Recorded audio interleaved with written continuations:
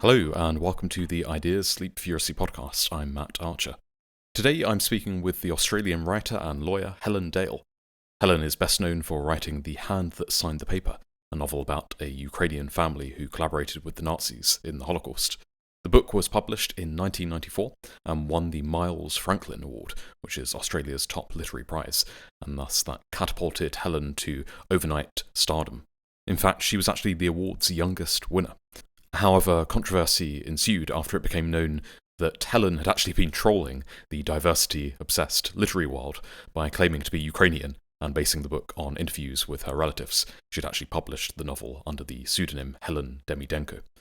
This rather epic troll shows just how far back some of the crazier ideas of identity politics go. Today, for example, people talk about gay and trans actors being the ones who should obviously play gay and trans characters. So it's clear that this weird artistic obsession with authenticity can be traced back at least to the 1990s, as Helen's trolling showed. So we start the podcast with Helen explaining in her own words her origin story, as it were. But actually, the reason Helen came to visit me, you'll notice this podcast is in person, is because we have something in common. We are very interested in giftedness. In fact, we came into each other's orbits, I think, on Twitter when Helen retweeted my Substack article on finding out that I was sperm donor conceived at the age of 30, finding out that my dad was not actually my dad. Of course, I'll put that article down below. So Helen retweeted my Substack piece, and then we started speaking on Twitter, and she linked me her Law and Liberty piece called The Coming War on Intelligence, which I'll also leave a link to down below. And in that very eloquent and interesting piece, Helen explains what it was like to grow up gifted in Australia. She's twice been tested, officially tested, with a professional psychologist there, and she scored 148 on the Wetzler 3 test. So that's the 99th percentile. You're very unlikely, even if you work in high IQ professions, to meet someone who scores that highly on a professional IQ test with a professional psychologist administering it. Now, as part of my research process, I often receive a lot of emails from Quora about IQ. These are the questions that get upvoted, and they're things like, what's it like to have an IQ of 150? So I thought I could put some of these questions to Helen, and people could see for themselves what it's like to have that type of immense processing power, to be able to learn things very easily, retain them, and to enjoy stretching your mind. I think one of the things that you'll notice, however, in this interview is that we go off on many, many tangents, and I guess that's just part and parcel of what it's like to be interested and able to learn so many things. So please do excuse the diversions that we take. I hope you'll find them interesting, of course. Of course, if you just want to dip your toe into the water with this 2-hour interview, then you can always go to the main channel where I upload the best clips from the interview.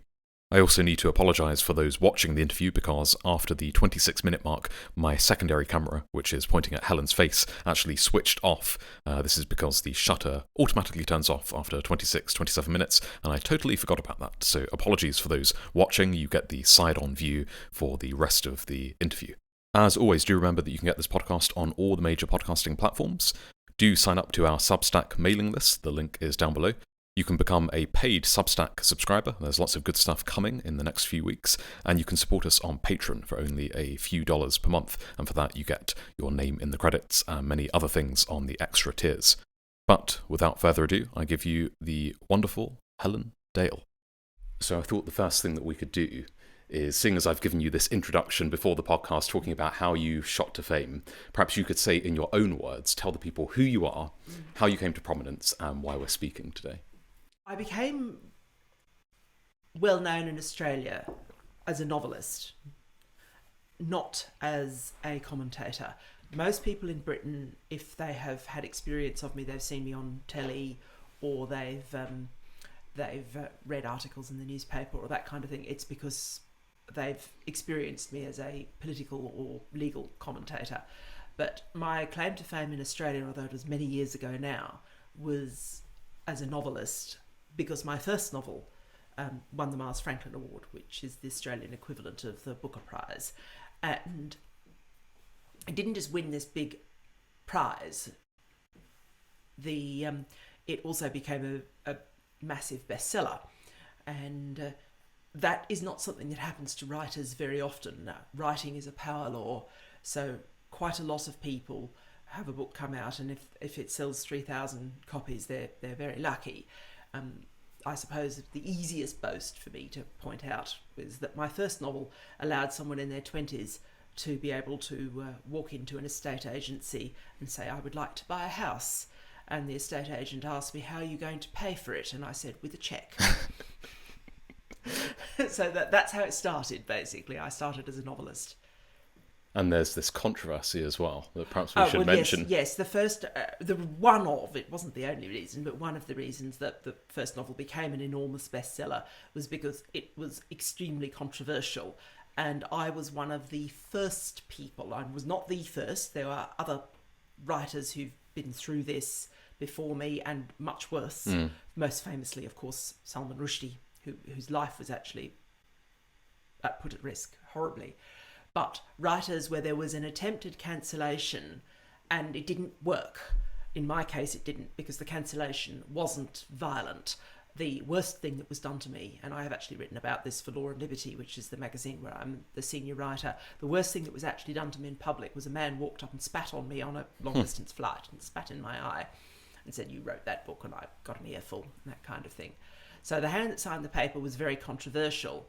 But back in the 90s, and you have to understand this happened in 1995, 1996, you couldn't cancel a novelist the way you can cancel one now, because the book had already been published. Nobody outside of the publishing industry knew when books were going to come out. You had review copies go out, but it was only ever a matter of a couple of weeks before the book came out. The book had already gone to the presses. The publisher had already spent all the money on laying the type and setting it out. I mean, I had old-fashioned printed proofs, sent to me, and they went back and forth with my editor. This is kind of an ancient history of what the world of publishing used to look like. And I think my books may have actually been set in linotype too. I don't think they had developed for novels at that point. Long books, books more than 100.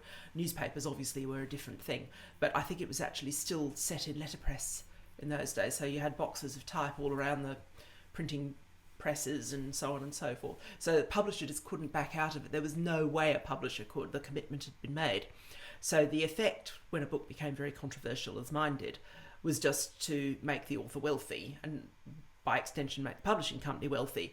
And it's one of the reasons why publishers in the past, and Joseph Anton, Salman Rushdie's memoir of his time under police protection, to be fair, captures this as well, because basically a book becomes that controversial and it's just a license to print money and pay everybody higher wages and so on and so forth. It doesn't mean that it's fun for the publisher when, in Rushdie's case, there is violence and you finish up having security cameras being installed all over Penguin's offices and dreadful things like that. That never happened to me. The worst that was done was I got spat on. I was sent a post pack with dog poop in it, and so was my publisher in Sydney. Was sent dog poop a few times. People package up dog shit. I don't know whether I'm allowed to swear or not, and send it to the publishing company, which is pretty unpleasant for the secretary, because it's not the managing director who runs the publishing house who has to open the parcel and it stinks. It's the poor secretary at the front of house who has to do it. So that was sort of a positive effect, although it was very, very unpleasant. And there was a bit of stalking. I had to go to the police over a stalker, but the stalking wasn't as an effect of the controversy. It was one of those. It was orthogonal to it. It was just a young female author with blonde hair, and this individual. It subsequently transpired, I found out, had been sending. He would find out the birth dates of well-known Australian women writers and send them a single red rose every birthday. That kind of thing. It was really quite odd. Yeah, it was really quite odd. And I detected at the time, because he would send other things through the post. He sent me a video cassette recording, and we really are going back into the arc here. Not his underwear. No, I didn't get that. But the video cassette, I remember when I went to the police and I had to give a statement at the police station. The video cassette, the police gathered it all in as evidence, and they said, "You haven't watched that, have you?" And I said, "No." And the copper said, "If you get sent any more, don't watch them. That's a bad idea." And he never said what it was, but as part of the controversy, I was also outed, and people did send me straight pornography. So I suspect what was on those cassette recordings was porn, or him with nothing on. You know, like the very, very 90s version of a dick pic, basically. Retro dick very pic. retro dick pic. Oh yes, because all of the porn. I mean, the internet didn't exist for pornography, so it was all just clippings out of Playboy and Penthouse. It was all really very silly. Well, we've got the name of the podcast, a retro dick pic, I think. A retro dick pic. But that's what it was. It was. I mean, bits of it were funny, but bits of it were really unpleasant, and I could have done without it. Just being accused of all of this stuff that you're not. You know, being accused of being a racist, and being accused of being. You know, accused of being a sort of really, just basically that was the worst one. It was just constantly being accused of being a racist.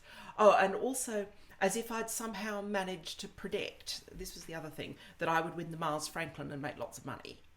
So there is still that resentment of in the arts world of a novelist who becomes wealthy. And I actually think, I mean, whilst I'm nowhere near in her league, I certainly had plenty, compared to most 20-year-olds. I had people in the decade of their 20s, I had a lot more money than other people did.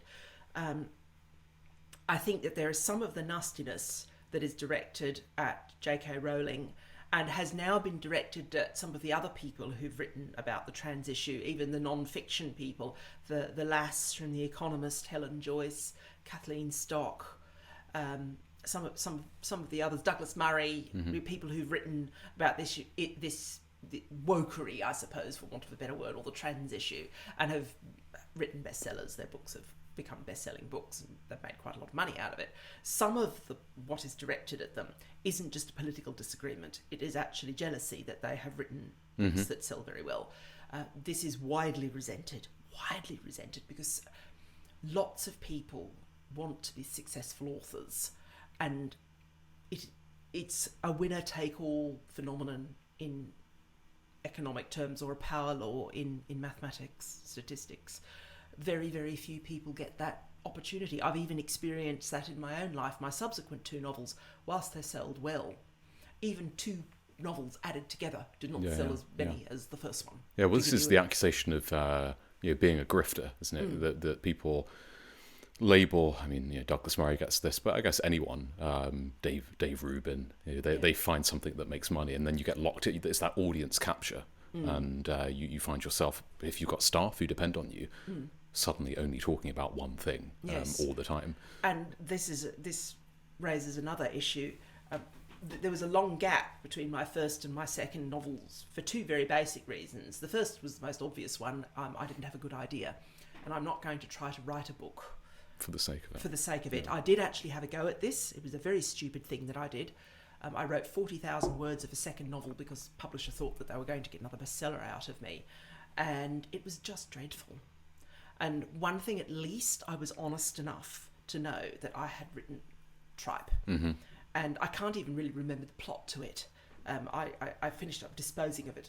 So you were never tempted to publish it just to cash in? No. I just thought I would be embarrassed by writing rubbish. And the thing is, going where you're sent, I was a fool, because 40,000 words is quite a lot of words. I wrote off quite a lot of time writing this.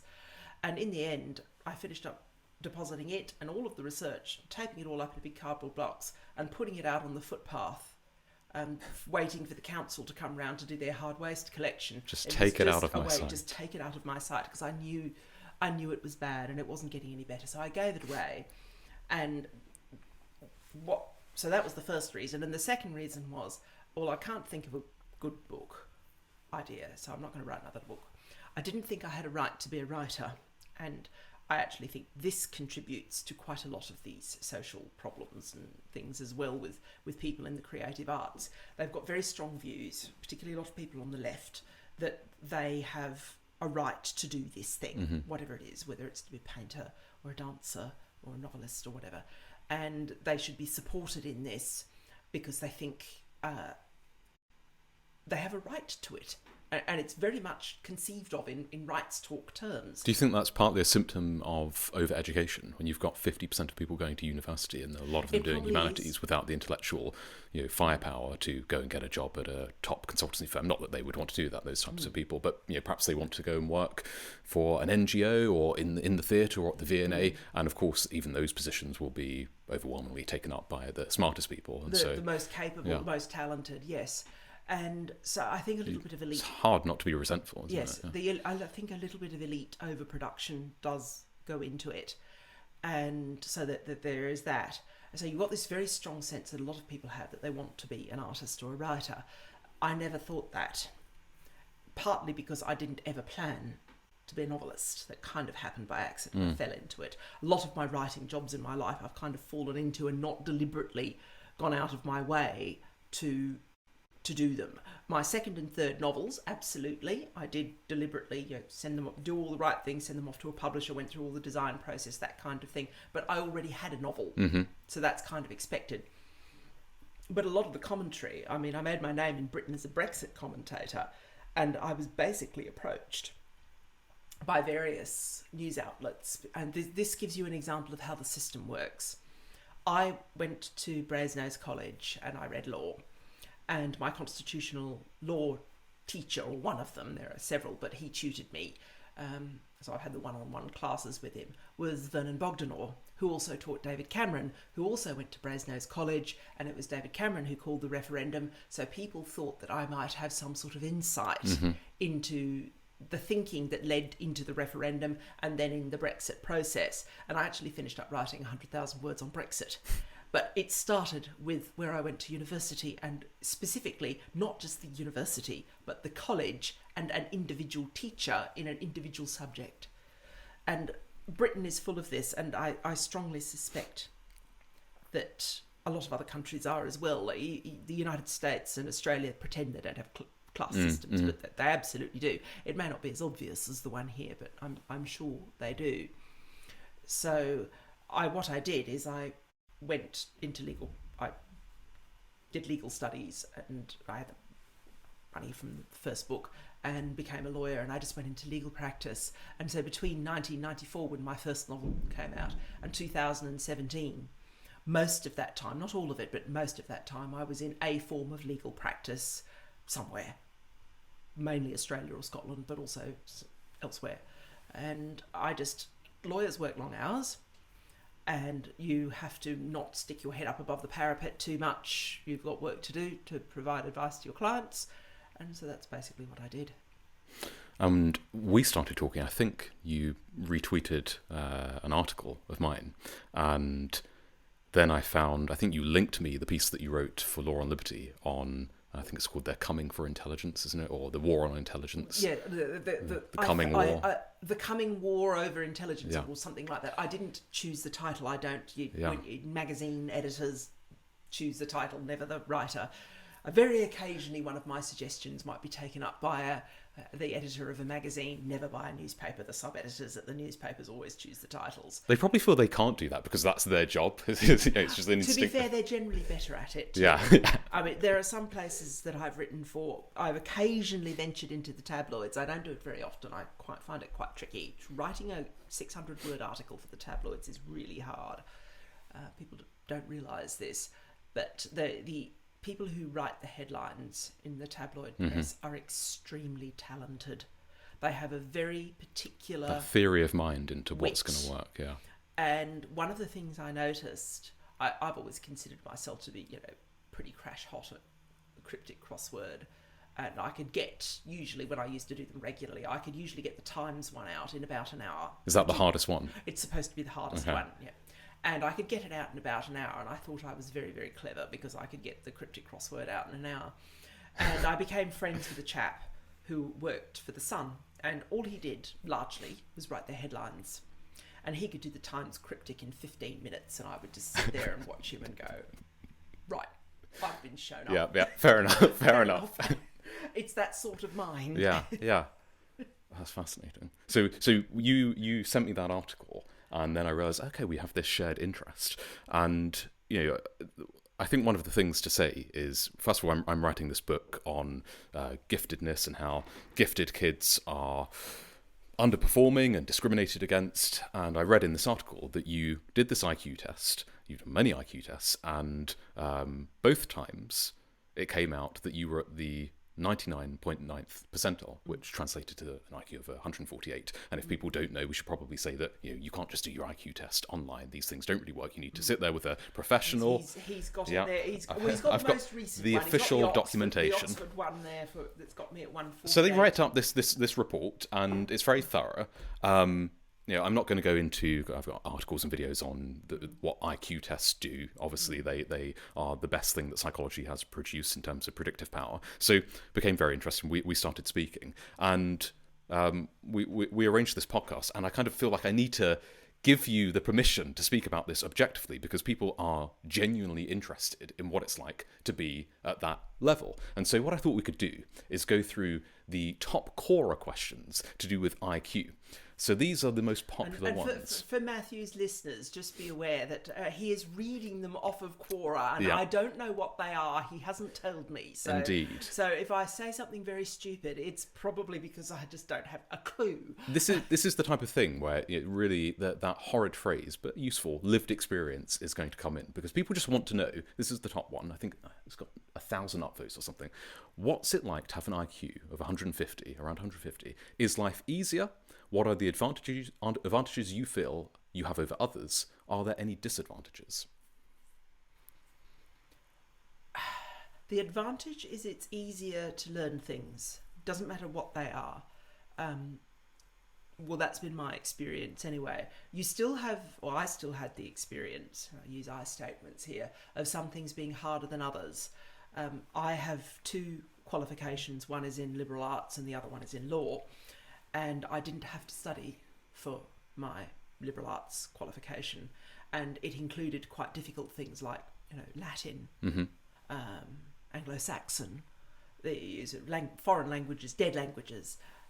I would used to just sit in the class, and I didn't even have to take notes. It just went into my head, and I then sit the exam and typically get the highest or close to the highest mark. So I think people are fascinated by this. So you're sitting there, how old? Maybe like teenager? Teenager, yeah. Right? Yes. And you're doing declensions or whatever it is. And yes. It's just...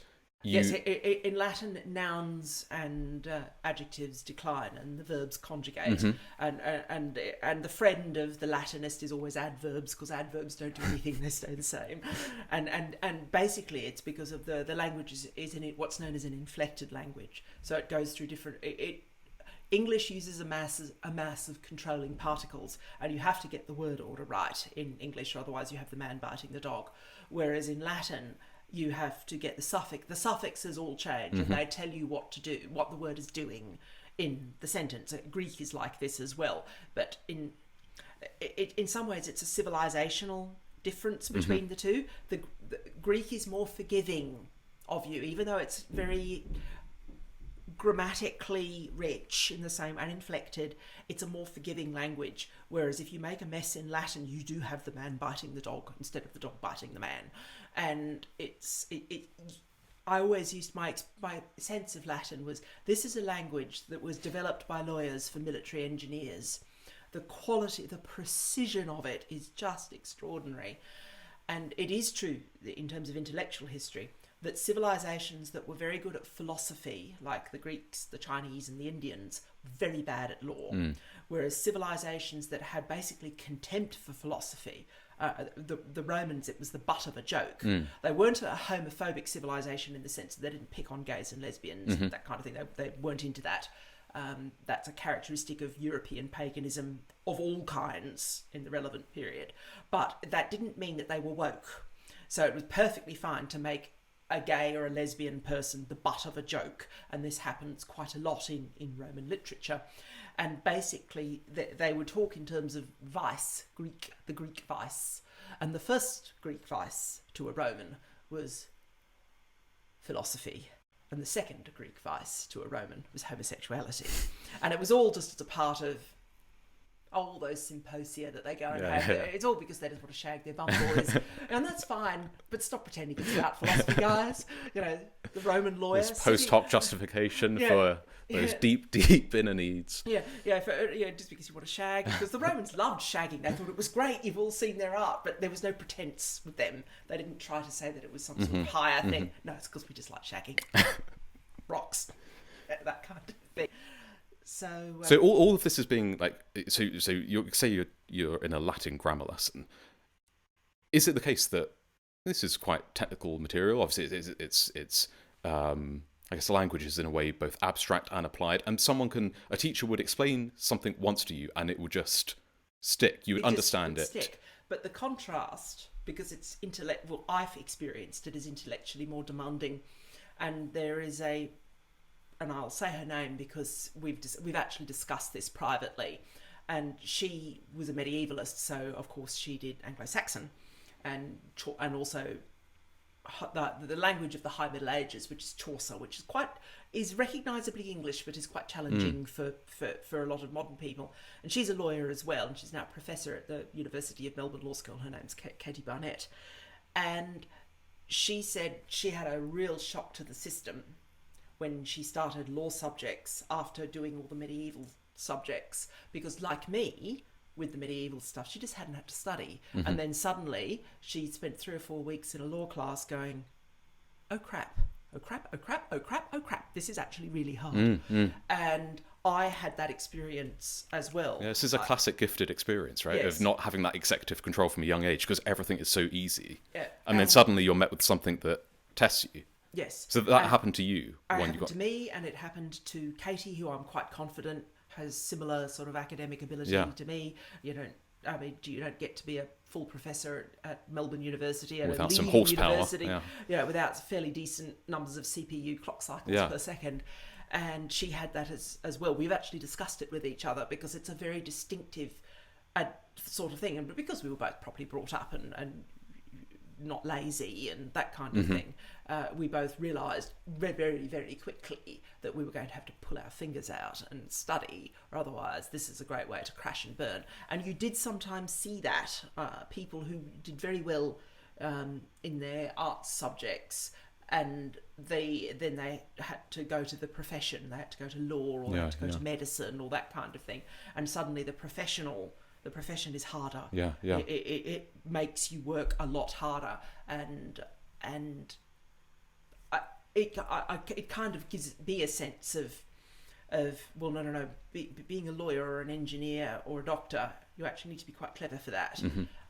Whereas quite a lot of other things that people think you need to be quite clever for, like a linguist or an economist or that kind of thing, you don't have to be clever in the same way. And I do notice, and once again I've talked to Katie about this, I notice people who are sort of like full professors in one of these humanities or social science areas. The verbal tilt stuff. Well, economics uses quite a lot of maths as well, and certainly maths with which I'm familiar. It uses a lot of stuff that I would consider to be finance maths, because I used to work in corporate finance, and that same kind of mathematical reasoning is used in both. And I do notice when they're talking on the BBC or that kind of thing, you're actually not that clever. I know suburban solicitors who are cleverer than you. Not even someone who's finished up a senior partner at Linklaters. Just someone who's got a good law degree from a good Russell Group university, who might be in your high street drafting up everybody's wills.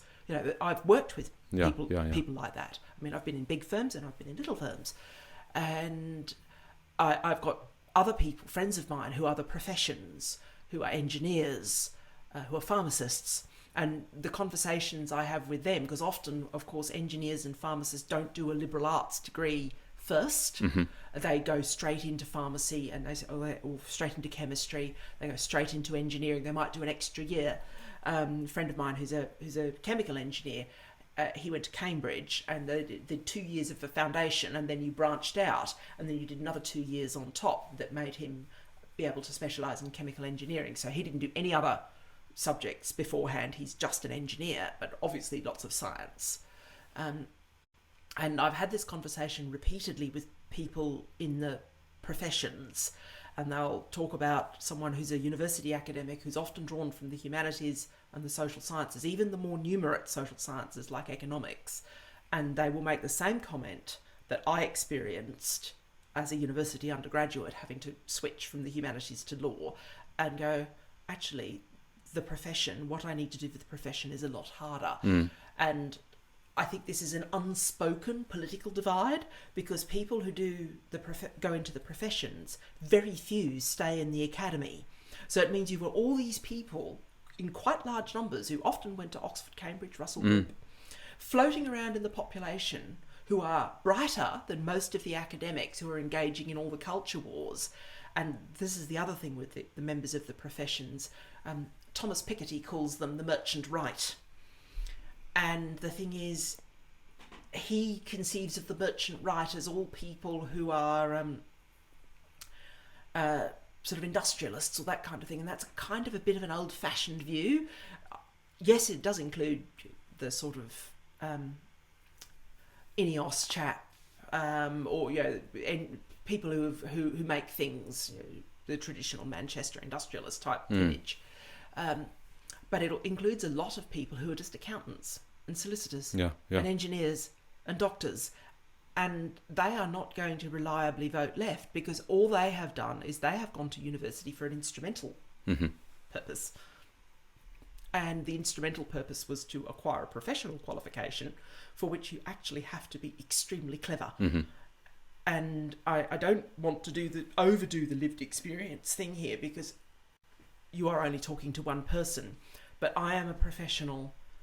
I know a lot of other professionals. I know a lot of other lawyers. I've been a lawyer in 3 different jurisdictions, and I have had this conversation hundreds of times about the difference in difficulty between the humanities and social sciences as a group, and then the professional qualification, law, engineering, medicine, pharmacy.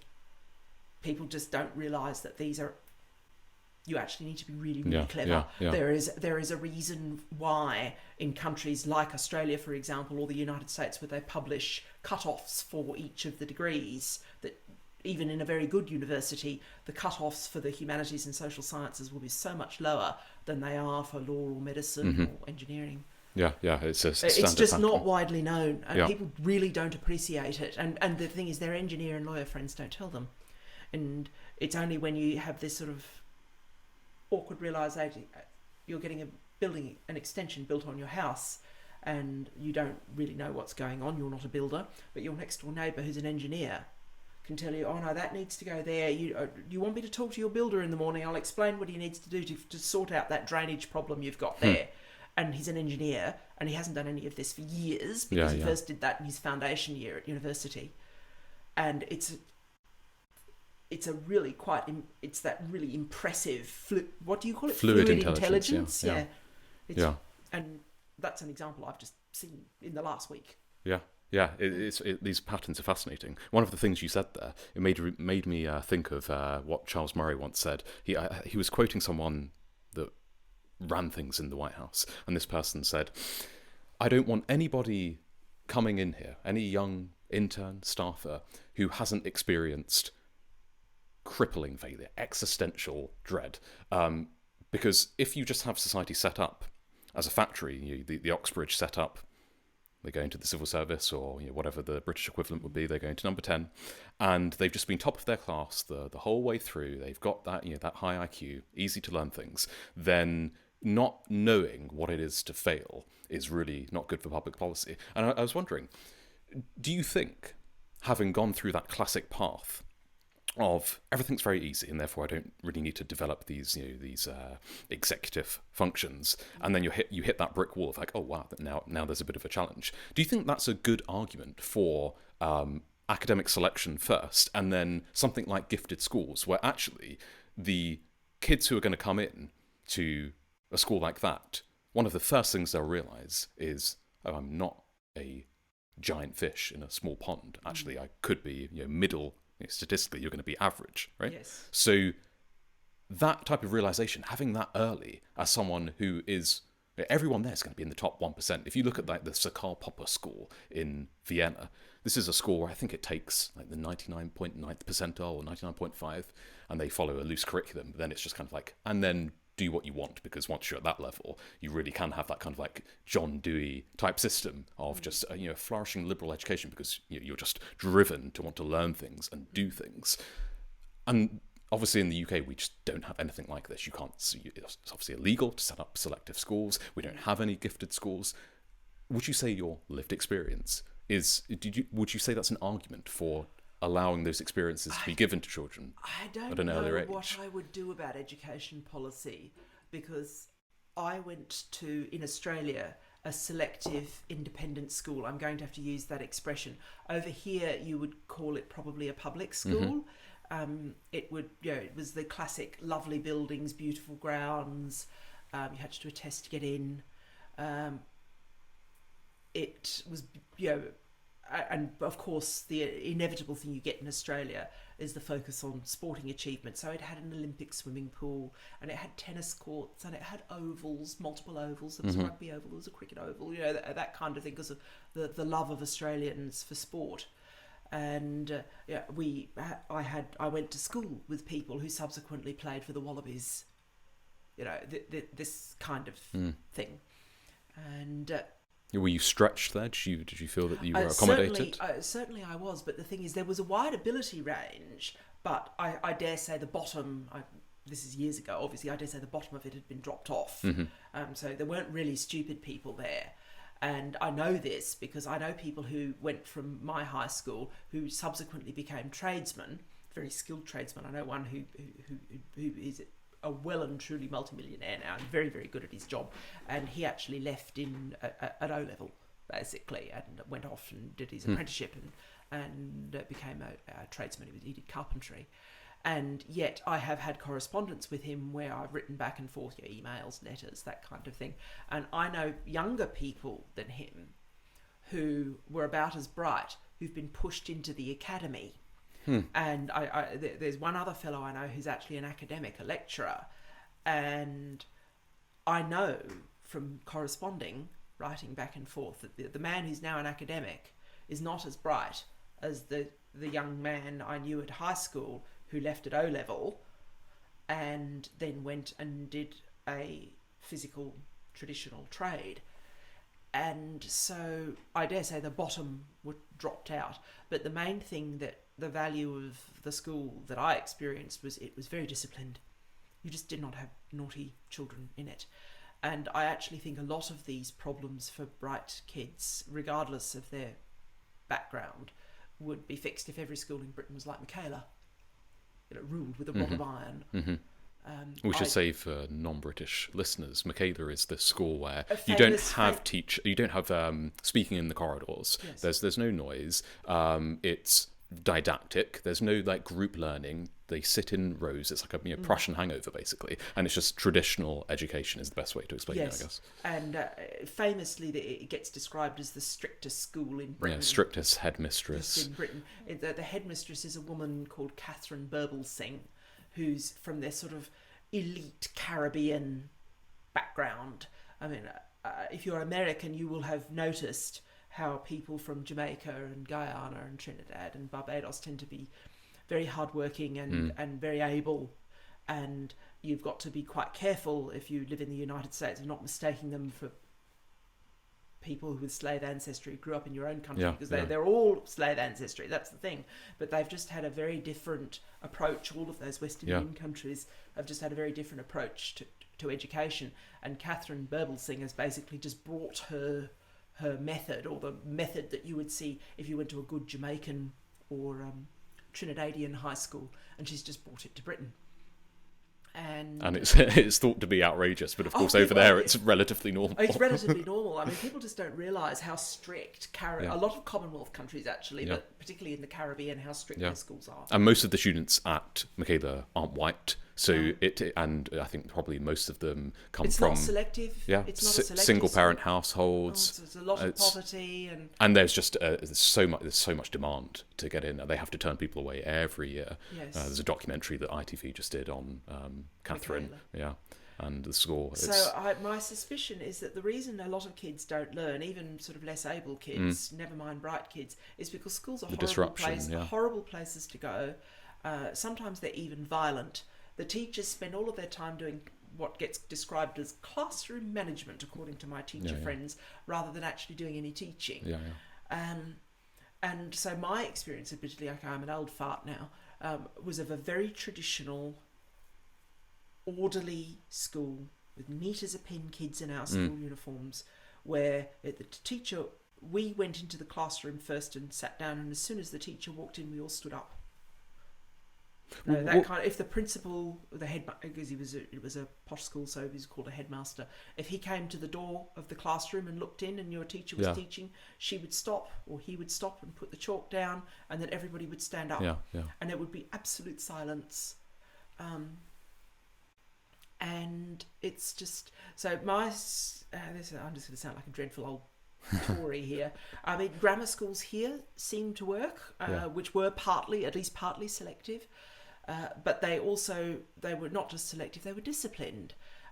This idea that kids can just be allowed, even very bright kids can just be allowed to run riot, I think is very, very silly. My father always used to say, my father was a very traditionally educated Royal Navy officer during World War II.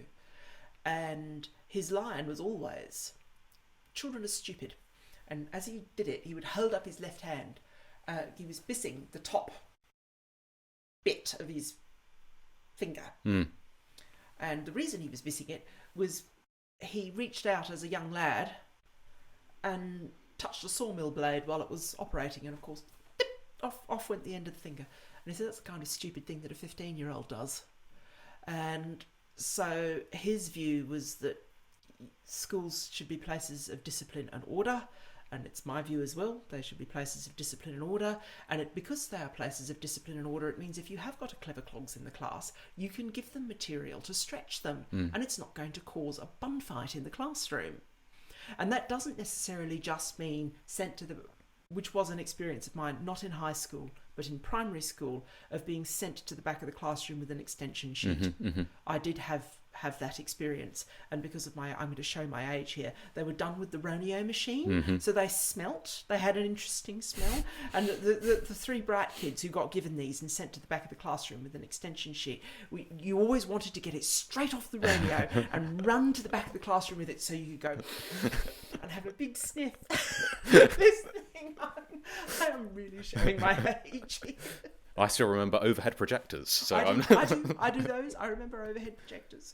So let me try and get this straight. You think, so I guess you'd be broadly in favour of gifted schools, but you would caveat that with, don't think that a lot of the problems that we have with stretching gifted kids and underperformance come from the fact that they're not surrounded by peers who are as smart as them. A lot of it may come down to the fact that if you've got a noisy classroom or a kid that's throwing chairs or whatever, of course no one's going to learn. Doesn't matter how clever you are, and you'll have people who are actively frightened, who are scared. So I'm not sure that. So it's like build the foundation first before you try to put the ornate windows. Yes, well, this is very much like putting the roof on before you've put the beams up. Yeah. To get in very simple building terms. So what is school for?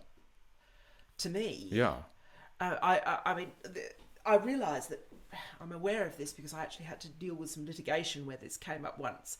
The reason there is so much fighting over schools is because schools are the non-shared environment, and the non-shared environment is the thing that's almost as important or as important as what you inherit from your mum and dad.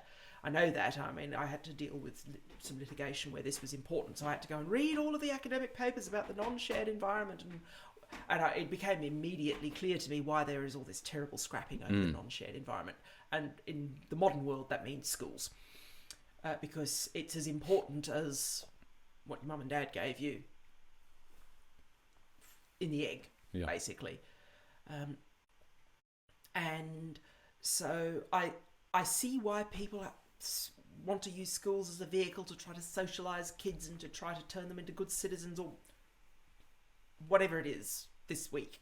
I mean, you've got all these mad fights in America over gender identity and God knows what in schools, which is quite extraordinary. And you can see once again the parents are fighting because it's and they don't know it. They don't have that vocabulary to say it's the non-shared environment, but they know it's influential. Yeah, they sense. And you appreciate why people pull the kids out of the school and homeschool them, because what that does is it shrinks the non-shared environment to a tiny, tiny, tiny little thing, and it means that that the child is likely to just have far fewer. It's that classic, this is a bad influence, I am chopping it out of your life. You know, the parent who does that is actually being psychologically very literate about the way children grow up without realising it. No, and we have kind of like this folk understanding as well that if you don't do that at an early age, and it's probably got to be quite an early age, it's too late. You know, this too far gone mentality as well. Yes, if you, it's sort of like you have to, you know, do it to a kid before they're sort of 12 or 13. Yeah, boys before puberty, right? Before they're in with that, the wrong crowd or in whatever. With the wrong crowd.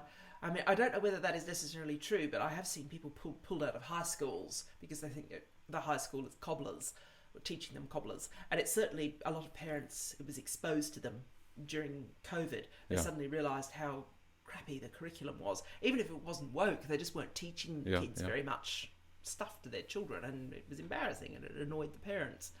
So I can see why there are all these terrible fights over schools. So do you think schools are a socialising force primarily? Because they probably people are. like Robert Plomin, Brian Kaplan will say, look, schools, basically it's kind of a self-fulfilling prophecy, right? You come in with your IQ, which is mainly what your mum and your dad give you, and then a bit of the non-shared environment. And schools, if you listen to people like Plomin, for the normal distribution, right? We're not talking about kids that aren't eating. Schools and teachers maybe account for like 1% of the variance in educational attainment. So basically, yes, so it's not attainment. No, that's why I actually think there should be places that are very strict. You want people who are orderly and disciplined and pleasant and have good manners. You can probably, I don't know whether the extent to which you can make a silk purse out of a sow's ear with a school like Michaela. Some kids you probably can. It may happen, but I do think at the most basic level, schools have to educate people to function. So they need to be able to write, they need to be able to figure, they need to be able to navigate their way through the world, or at least have the tools that will allow them to navigate their ways through the world. And everything on top of that probably depends on the kid and is probably source. That expression, I think it's from Corrie, that it's all the rest is gravy, that kind of thing. I just trying to make schools all things to all men, because you realise they are an important vehicle for socialisation. They finish up not doing the thing that they're there for, which is to teach people to read, write and figure. Well, it's interesting what you're saying about shrinking that non-shared environment. I'm hoping to speak to Plomin soon, and obviously when we're doing this analysis, this is just me perceiving things from. I think you're right. Like if you reduce it, and obviously you're saying that people homeschooling and taking kids out, then I just wonder what type of analyses you would get. Right, it's such an obvious thing to do. If the non-shared environment is what's getting the kid into you try and raise the foundation, trans stuff or that or whatever it is, then you just take it away. That social contagion. So you take away the social media. I mean, I know lots of parents who do that, and including, interestingly, the people from the companies that have developed these things. Of course. So the smartphone, they've got a little Nokia brick, if they've got any phone at all, so they can text mum and dad and say they're going to be late from Scouts or whatever. But they don't have a smartphone. I know one parent who's got very, very bright children, and they don't have any social media. None.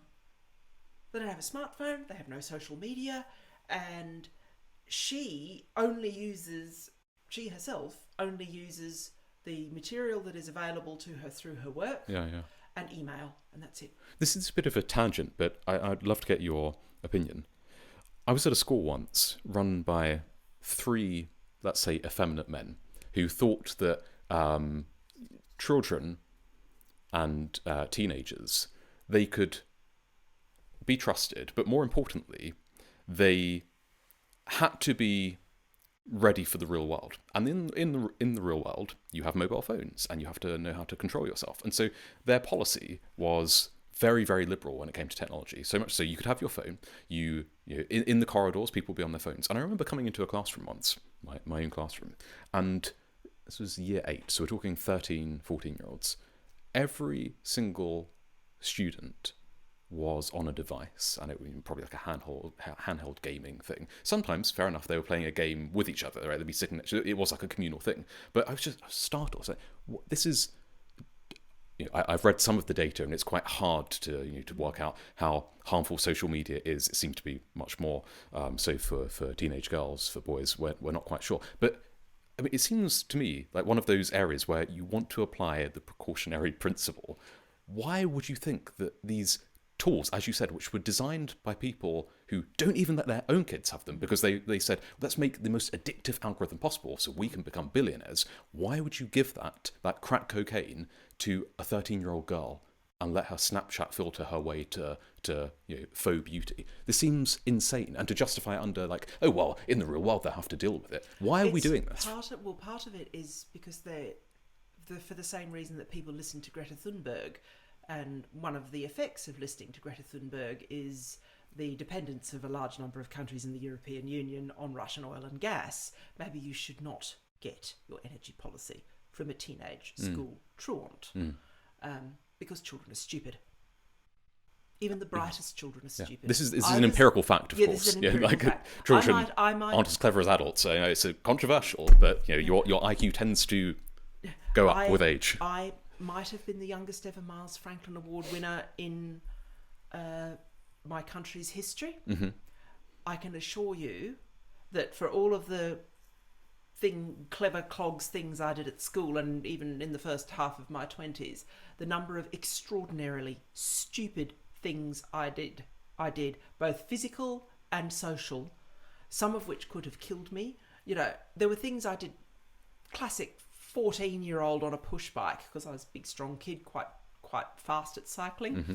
And my parents had made the mistake of buying me one of the first iterations of bicycles that had a speedometer on it. And there was a great big hill down the road from one of my friends' houses, and I remember being absolutely delighted with how fast I could go down this hill on my new bicycle. And I got it up to 70 kilometres an hour, which is pretty quick on a push bike on a public road. And then, of course, I made the mistake at the bottom of the hill of trying to turn right and just spun round in the spot. And I had, on the side, fell off, and the bike on top of me. And I had gravel rash from my shoulder to my knee down one side of my body. This is the kind of idiot things. No matter how, here's the kid. By the time I was 14 or 15, I was testing regularly at on there at 148. Yeah. And this is the kind of thing that the 14 or 15-year-old child does. My father, who becomes a Navy officer and medals and considered a fine upstanding member of society and so on and so forth. 15-year-old version of my dad sticks his finger in a sawmill blade and finishes up minus the tip of his finger. This is the kind of thing that children do all the time.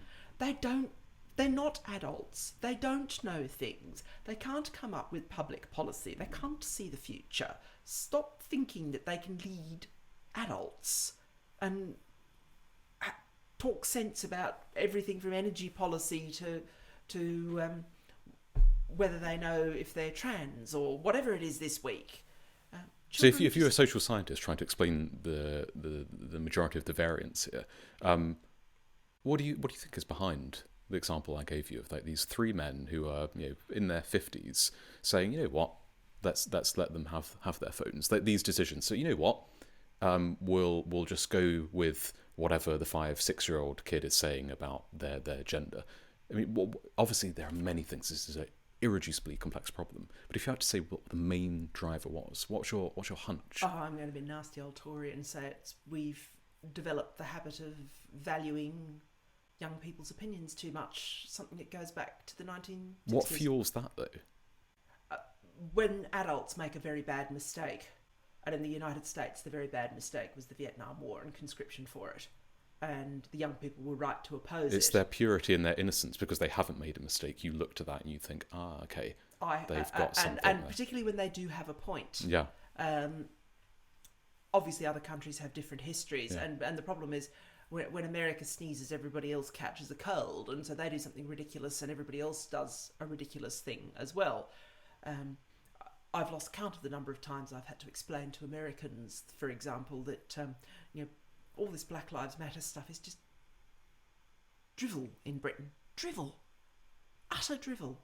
You know, as recently as on my Substack, I had to point out that, well, no, in Britain, the gentlemen's clubs didn't reject black or Asian men as members. They rejected women, but not black or Asian men as members, even going back to the 19th century. You mean you had no colour bar? I said, are you going to tell the Nawab of Pataudi, who played Test cricket for England between 1932 and 1934, that he isn't welcome at the Carlton Club? Yeah. I don't think so. You know, this kind of thing. We had African princes, you know, so you just have this completely different history. It's lowest common denominator, import American culture, off the shelf kind of. Well, I mean, Britain's great trial has always been social class. The old traditional Labour people, there are very, very few of them left now, but, you know, someone like Cruddas, John Cruddas, is that his name? Yes. Who still talk, and he talks in terms of a class politics that isn't silly Marxism, because Marxism tries to conceive of it in terms of your relationship to the means of production. So basically it says that anybody who's being paid working for a salary is working class, and that's what finishes up falling out at the end of it. That's just not obvious nonsense. But in terms of the traditional British employment classification that is used for assessing, this is something I know from me working in the media, the A, B, C1, C2, DE classification, which uses an occupational classification.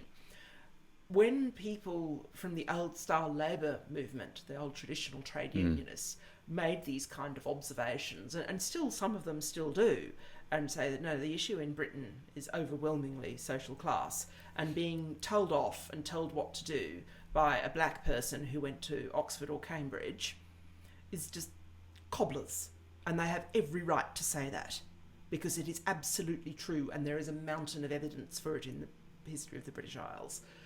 It's even largely true in a country with a less strong class system, like, I experienced it as in Australia. The idea that me, a girl and a homosexual, could somehow go around and say that I was disadvantaged when I went to a fee-paying independent school, then went off and, you know, went to Oxford and all of this kind of thing, compared to, say, a working class person whose parents had finished at O level, who was a tradesperson.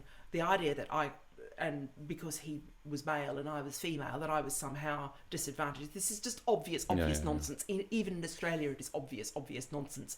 And Australia does have a Indigenous population that is actually black, the Aboriginal people. And so there is a little more overlap there with the United States, although still not very much.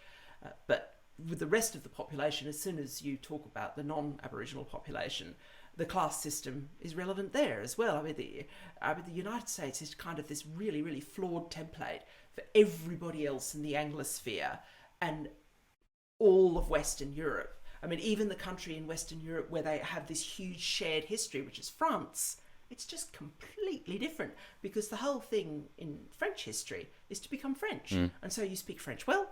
It doesn't matter what you are, you know, because it was a non-racial identity. Yeah. And I mean, I've lost count of the number of times I've had conversations with Americans along those lines. You know, I literally had a stunned one only 2 days ago, and where I provided the Wikipedia link to the biography of the Nawab of Pataudi who played Test cricket. And there's a picture of him there with his bat in his England jumper and that kind of thing, and he's obviously a dark brown Indian man. and of course that's the 30s is the height of Jim Crow in the United States. It was actually, in some ways, it was actually worse than the 1890s. And you know, this is when the Klan was at its height. And you just watch people's, you know, that thing, recalibrate. Yeah, having to recalibrate. You know that thing where you look at two faces and suddenly you see the vase. Yeah. Like that. Yeah. So back to the IQ questions, and let's see if there are any more here. I think you've already answered, how do high IQ people study easily? Until you don't, and then you have to study like everybody else. That was my experience, and that was Katie Barnett's experience with law, and lots of other people I know too.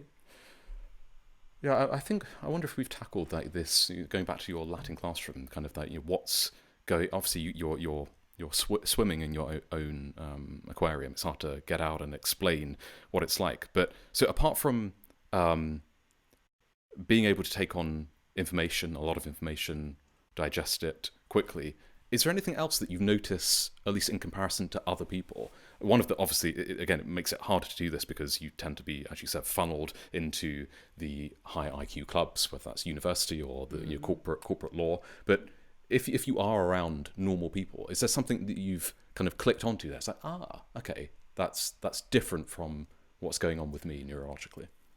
If I have, I've probably not drawn attention to it to myself, which is probably a form of repression, because I was very much strongly brought up that was bad manners. Yeah.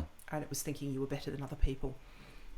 And whilst I had lots of advantages growing up, I always use the joke, I had all the advantages that money could buy and quite a lot that money couldn't. That meant, and I did try to write about this in the piece for Law and Liberty, that meant I owed duties to others. And I was very firmly chastised when I was 11, because at that point none of the boys had gone through puberty. So I was both the biggest and strongest kid in the school as well as the smartest. This was at primary school. And I started getting it into my head that I could just tell everybody else what to do. And let's just say my father made sure that I couldn't sit down for several days, and that never happened again. So don't get above yourself. And that's not just Australian. I mean, my father wasn't Australian, he was Scottish. But it was, I think that's a very important thing.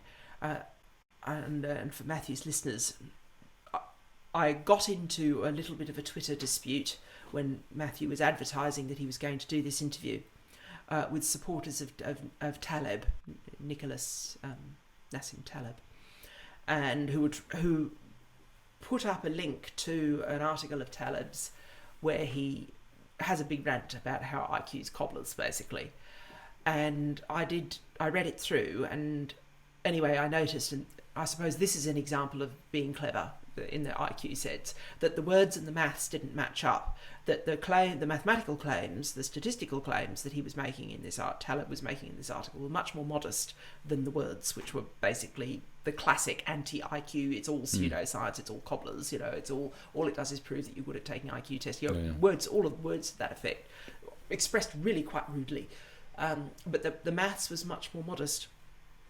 And so I just ignored what the writing and saw that there were 3 points that Taleb was making. He thought that G is, particularly at higher IQ levels, doesn't really explain very much and it sort of washes out, basically. It doesn't seem to matter that much. And it's also, the corollary of that is quite rare for someone who's very clever to be really, really clever all round. And I have certainly had personal experience of that, whereas where I've been the lawyer, which is a word-oriented profession, who can also do the financial maths and financial accounting, I've experienced that very directly professionally. And so I'm the maths person, and everybody brings to, what's this company's situation like? What are their, what do you think can you go through their annual report and tell me what you think of their prospects? Should we be taking these people on as a client? Because solicitors don't have the cab rank rule, whereas barristers do. And that kind of thing. And so that was always brought to me. To be able to be good at both was quite rare. And I have a friend who is a chemical engineer, and he had the same experience in reverse. He was the maths and science person who always had people coming to him to rewrite things, and he would he cracks jokes about some of the men he's worked with who were very clever and went to Cambridge like he did, and nothing wrong with what's in between their ears. And one bloke, he would call him Apostrophe Phil, because he would have to go through everything this man wrote and fix up all the rotten grammar and fix up all the punctuation and that kind of thing. So I recognise that is is a thing. And the other point that Taleb made, which seems to be widely accepted, that IQ tells you more about who is stupid than who is smart. And we all know, or people who listen to this podcast are probably aware of the whole Project 100,000 McNamara's morons and how dreadful that was. That was my first awareness that you just can't make assumptions about people on the basis that they're not doing very well at school. Mm. You know, you can't just assume you can drag them up. Yeah. You really can't. That's very unfair, and it can even be murderous in certain circumstances. But the main point that Taleb made, which is a moral point to me, a political point, because we do our morality through politics now rather than religion, or in developed countries we do. I mean, if you were still in a Muslim country, it's through your religion, obviously. But not all of them, not particularly in Indonesia, for example, because it's very liberal. And the point he made was the problem with IQ using too much, valuing IQ too highly, is that it produces people who are just bureaucratic functionaries who are very clever, but they have no spine, basically. And I have certainly seen, and a lot of my academic friends have seen, this problem of when you just value intelligence and you don't do what my dad did to me, which was kick my butt when I got above myself. You finish up with people who are cowards and lickspittles who have been promoted to the top of the tree only because they're clever and they don't have any character. And I shall quote Professor Steve Davies, who's at the Institute of Economic Affairs and who's someone I admire a great deal. His point is that no great ethical tradition in human history, not even Confucianism, which comes the closest to this, thinks that high intellect is a per se good.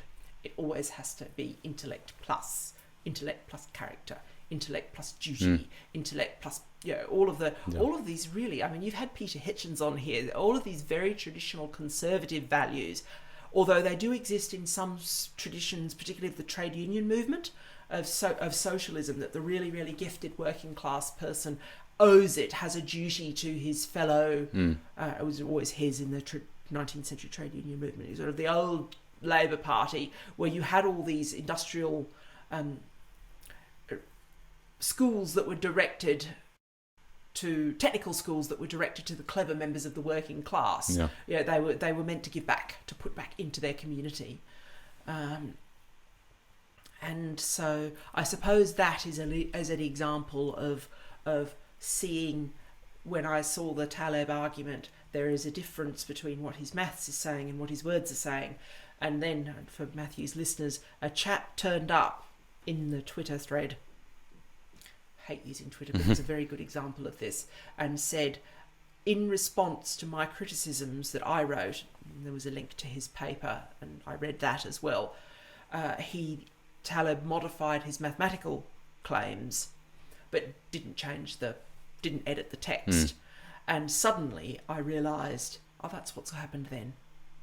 So you finish up with the words and the numbers fighting each other. And I'd noticed that, and it had the effect of making me feel quite annoyed and confused. And so that's why I was saying in that thread, ignore the words, just look at what the math says, because the claims in the math seem to be a lot more modest.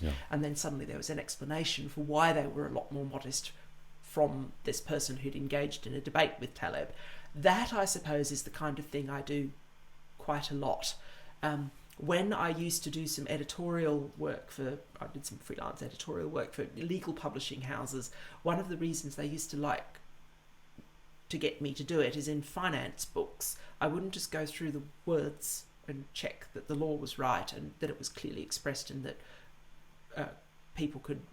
solicitors could use it in their practice and that kind of thing. I would also go through and recalculate all the maths in there and make sure that it agreed with the words, and that it also it was a good illustration of the language. How do you explain EBITDA to people? How do you explain amortization to people? Is this also because it's fun? It's stimulating?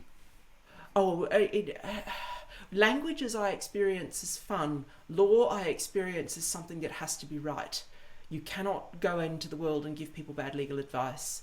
And if you do it persistently, I mean, to be fair, so there is a degree of fear with this as well. If you give persistent bad legal advice and you're holding out your shingle as a practicing certificate, and you're a solicitor or a barrister, obviously in high stakes litigation, someone has to lose. But if you're providing everyday legal advice, the sort of stuff that lawyers do as their bread and butter, they write wills, they draft up leases, they do the relevant paperwork, which is particularly important in Scotland because it has a different legal system for divorces, for finalising divorces. In England, it's a little bit different again. So it's more that you feel that responsibility rather than that. Well, it's a great way to get... some people have probably seen some of the controversy about Stonewall not giving their in-house counsel, not giving accurate legal advice, advising the words that were used by the barrister who acted for Essex University. Her name is Arcua Reindorf. She said, Stonewall have given Essex University advice on the law as they want it to be, not as it is. Now, the thing is, if you are a lawyer and you do that persistently, and people report you to the Law Society and to the Bar Council, you'll be struck off. Because it's inconsistent with your duties as the member of one of the two great professions. So with law, I have a very strong sense that I have to get it right. And if I don't know, I have to go and look. And if I don't understand, I have to do the research to find out if something is true and work out what the relevant law is on point. And you can't dissemble with people. Like relatively recently, just a very minor thing, I had a friend approach me and I pointed out that I'm not consulting at the moment, and whilst I still have a practicing certificate, I'm not insured because I only do consulting, which means the firms I consult for have to provide my insurance. And the individual asked that a person had made a mistake. He didn't know it was a mistake, but had advertised for a woman, for a job opening, and only wanted female applicants for it. And it wasn't anything dodgy. It was actually a perfectly good job. That was the thing. It wasn't, there wasn't as though it was for a stripper or something like that. It was a perfectly good middle-class job, and had just done a clueless thing and said, I only asked for a woman. And I had to be frank, even though this person is my friend. And I said, I'm sorry, that is discrimination. You just have to tell them the truth. You have to be frank with your clients. And clients have to not lie to their advisors. That's the other thing. I mean, lots of clients have got a sort of inkling that they might have stuffed up and they don't tell their advisors, and that's classically how you go into court and the case just falls to pieces, where the client's not been frank with their... You must tell your advisors the truth so they can build the best possible case, because it will come out in court, in cross-examination, if it goes to trial. Here's a question for you. There's a good chance that you've never met anybody, despite being in those elite circles, who, let's not say is as smart as you, but has a higher IQ. So, first question is, who do you think the smartest person you've ever met is?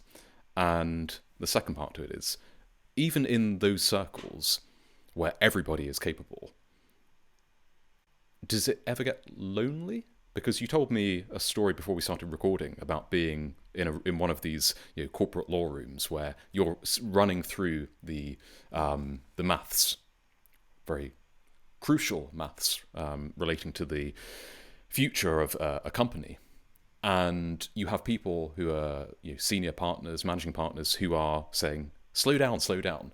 So I imagine that it's quite hard to establish a theory of mind with what other people are capable of following. So, first one, who's the smartest person you've met? Second, have you ever felt loneliness?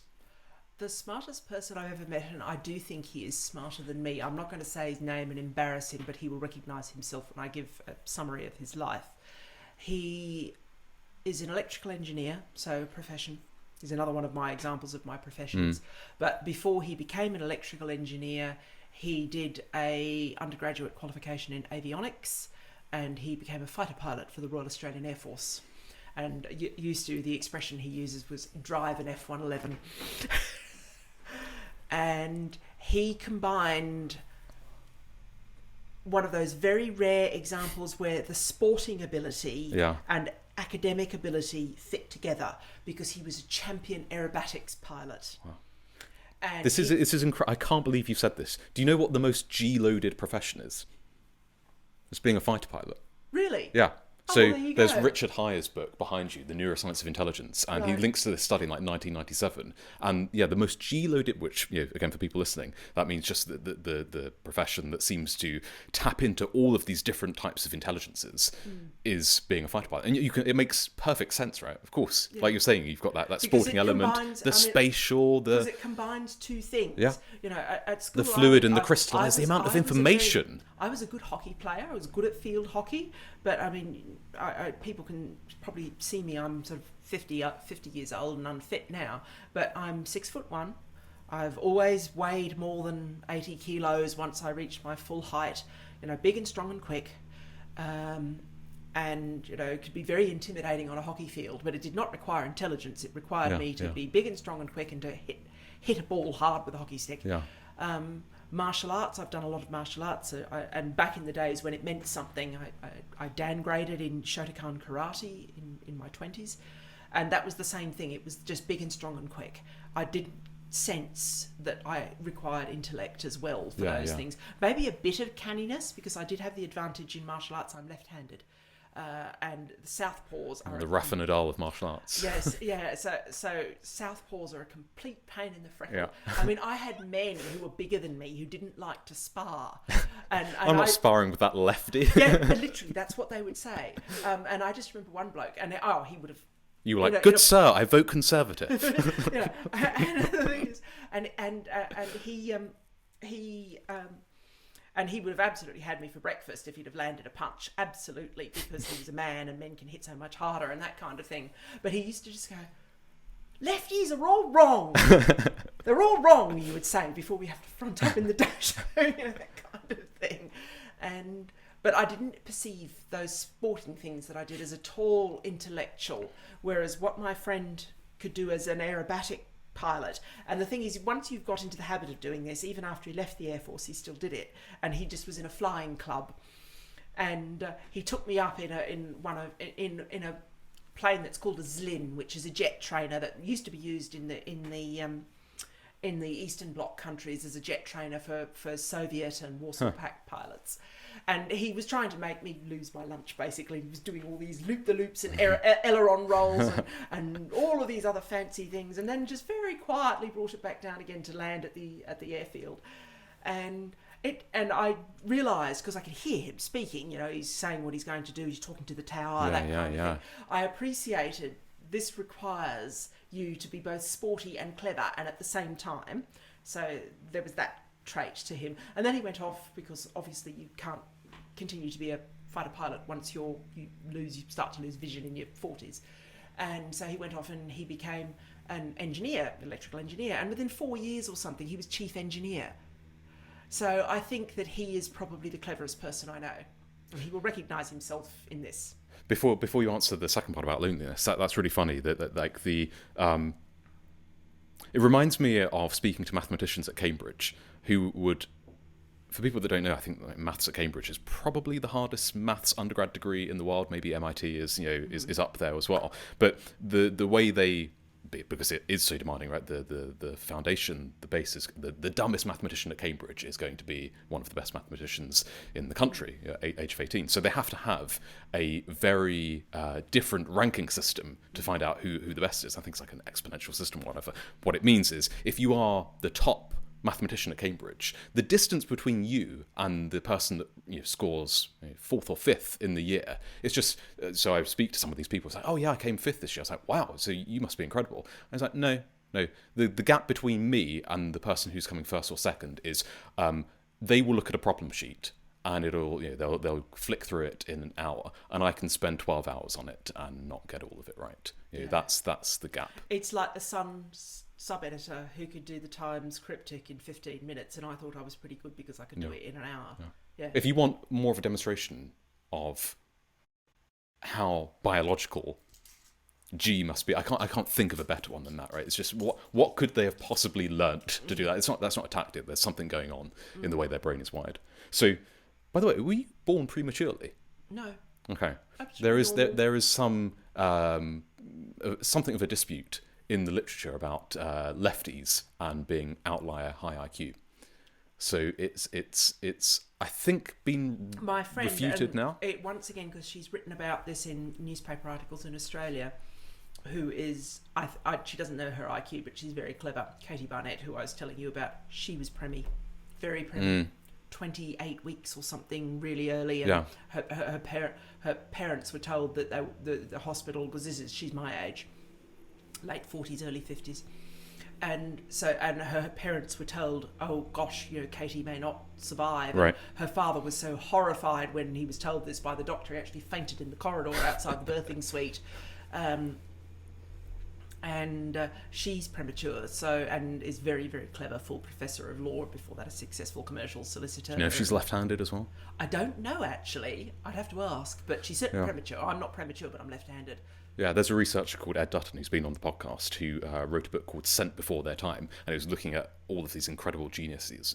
I think Newton. Yeah, Newton. Katie was the one who told me that Newton was a preemie. Yeah. So there is this. So on average, just like with twins, IQ will be lower if you're born prematurely, but you can just get this weird combination of circumstances that produces these outlier high IQ types. But again, I don't know if that left-hand data has been sufficiently rebuked now. So what about the loneliness question?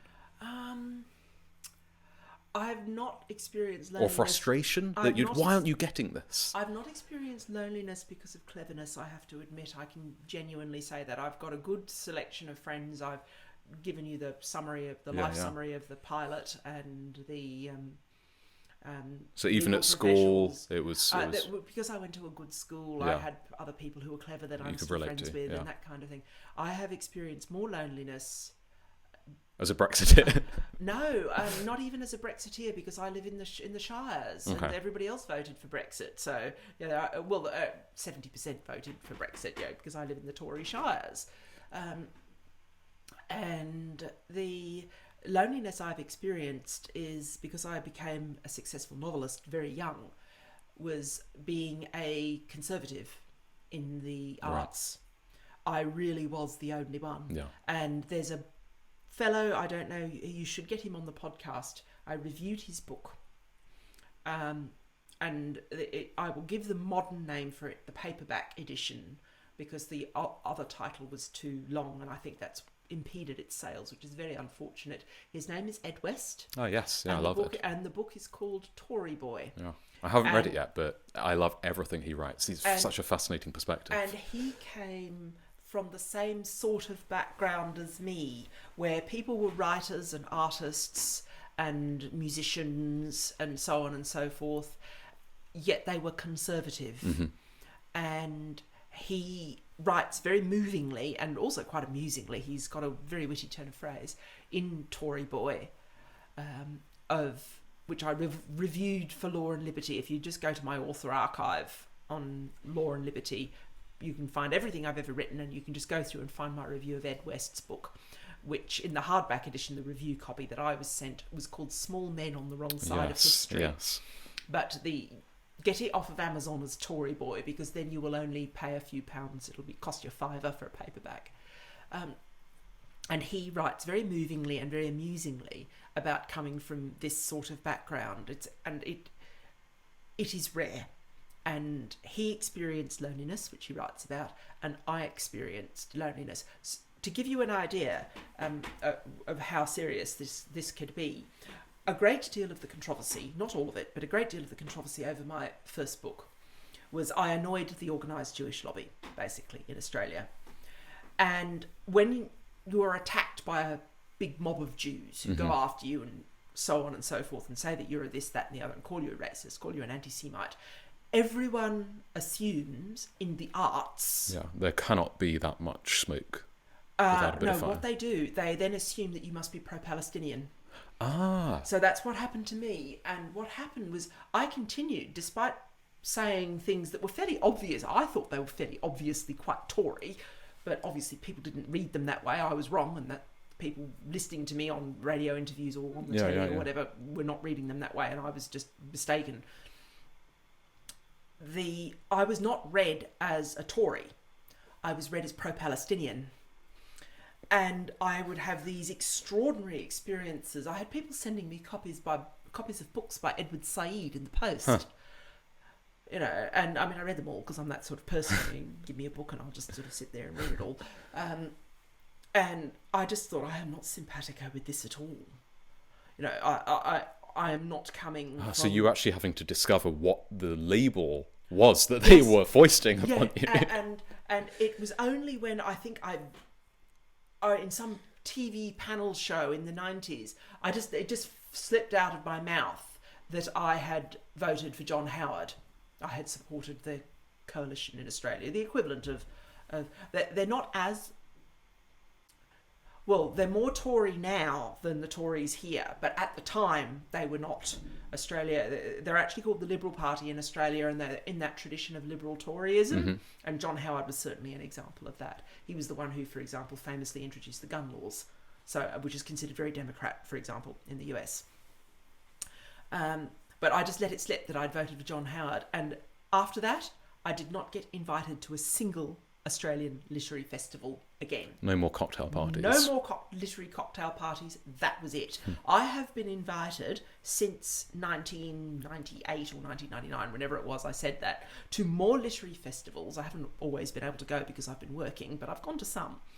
More literary festivals and literary events, and to speak on the BBC rather than just the conservative outlets, rather than just Talk TV or GB News or ITV, which doesn't really sort of care about politics very much, in Britain than I have been in Australia. And it was simply because on some TV, fairly well-rating TV panel show in Australia, it just flipped out of my mouth that I was right-wing. And you're blacklisted by... And that was it. Yeah. So I've experienced far more of that sort of loneliness on the basis of being, like Ed West, from a very, very small group of the population, the artists and the writers who are successful. Obviously, I mean, I'm sure there are plenty of unsuccessful conservative writers out there, but I was successful. I had a bestseller, and that's the Mars Franklin is not the only literary award or shortlist that I've had. I've had quite a lot of others, and even for my more recent books. So I was a literary author of some success and renown who'd won big prizes, and I was a Tory. And this will not do. This will not do.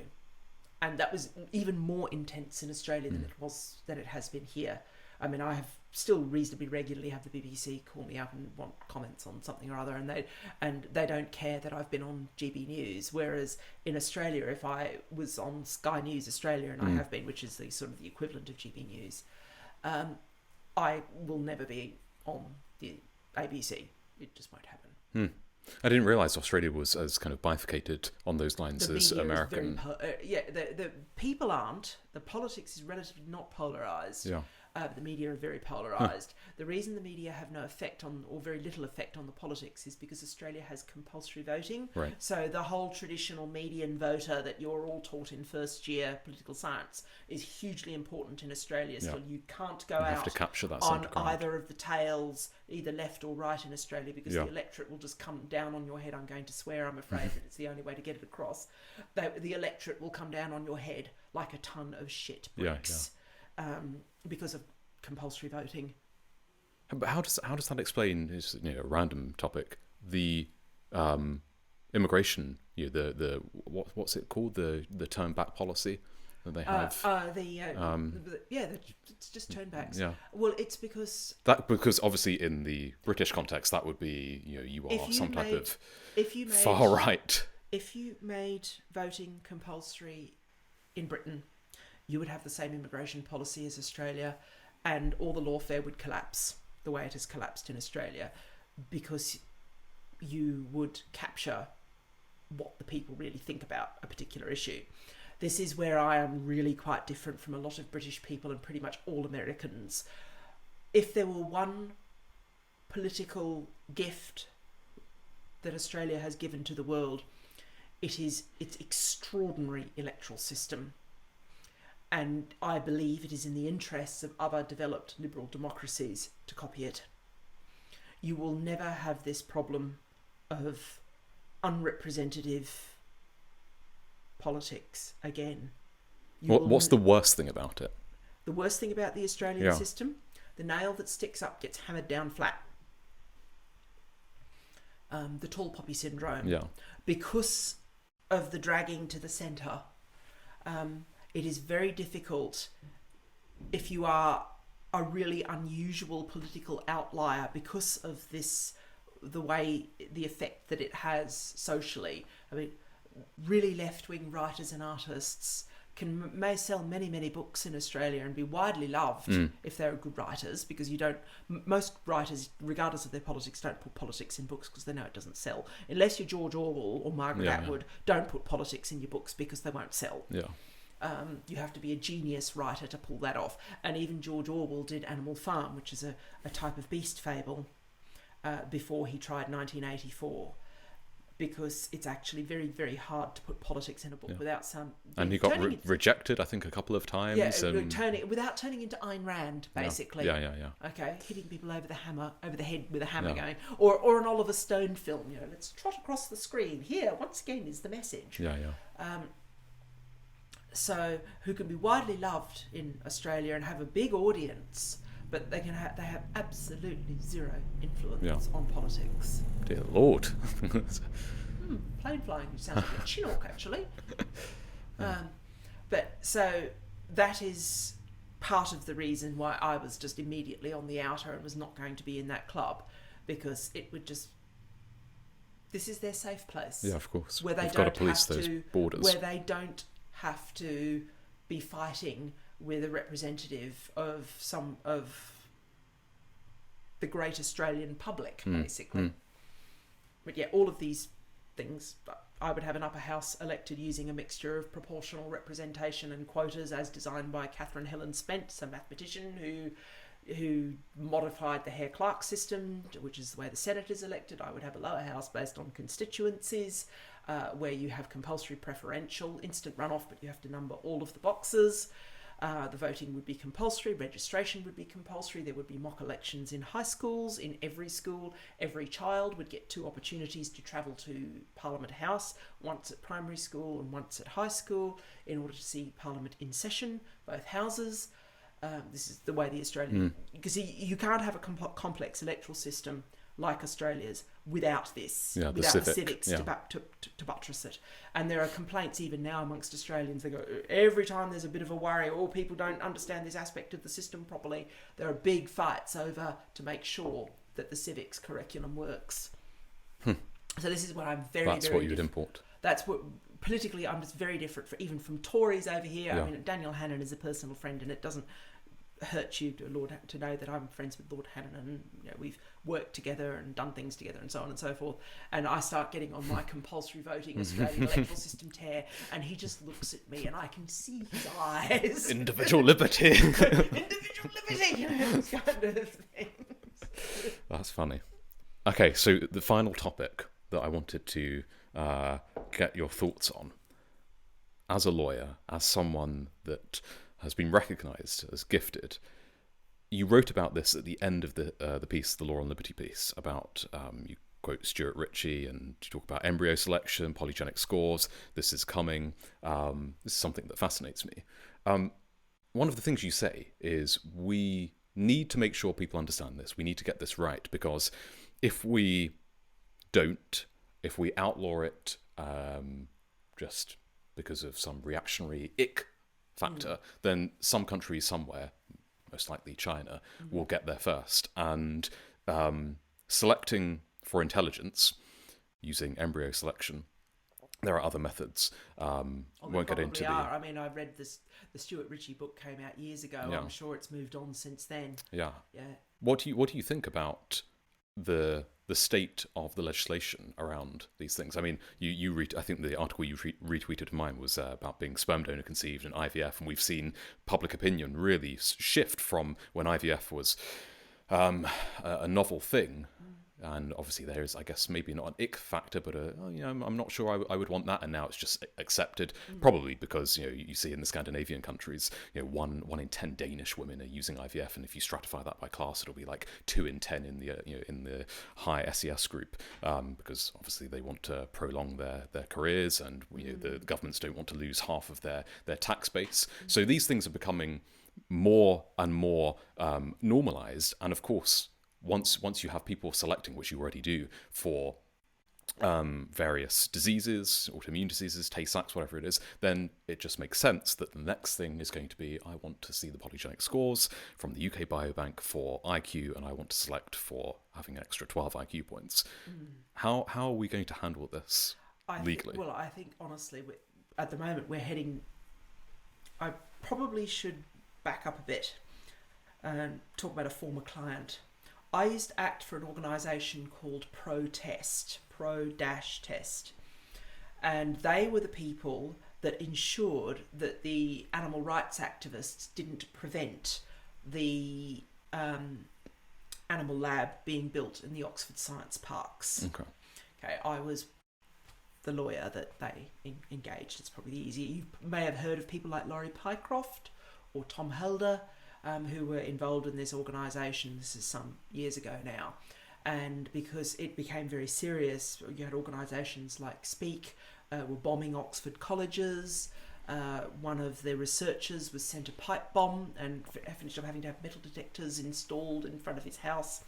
And this was all about animal testing. And particularly it was the bleeding edge. We're not talking mice or even puppies here. It was because some of it was monkeys. Okay, it was monkeys and chimpanzees, so animals that are highly intelligent and that are very closely related to us. So I recognise that this is the kind of thing that really, really winds people up. And what they wanted to stop was the animal testing, all of it, but particularly they could really pull on the heartstrings with pictures of the primates. And the argument that persuaded, when I was given the brief, went through all the documentation and looked at the materials that I had to digest and the scientific arguments that I had to be able to make, that the lawyer has to be able to make on behalf of an organisation. The one that persuaded me most strongly was, we do not yet have the ability to use computer models, and we still don't. This is a long time since protest was a big deal at Oxford, to replicate the effect, what we can learn from animal models, from testing things on animals, basically. We're a long way from that yet. If a country like the UK, with good controls and good education in ethics and scientific research, doesn't do it, then what happens, because the research still needs to be done, because people still need cancer drugs and all of these other things, is it's farmed out to developing countries. Now, this was before it became obvious that China was just going to macerate everybody. Although I admit, growing up in Australia, I was aware of the power of China and the power of China's history. You know how it's quite common in posh schools to get school trips to a foreign country. You know, posh schools will send kids off to France or to and they Germany, packed you off to Beijing, did they? Yeah, that kind of thing. Well, my posh school trip was to China, which tells you everything you ought to know. And this was when I was 16 years old. And it was quite sort of something to go to China and then the year later see the Tiananmen Square massacre and all these places that you'd walk down the streets just before you recognise them all, because I'd just been there. And this is going back to the 80s. So it's not hard to find out my age.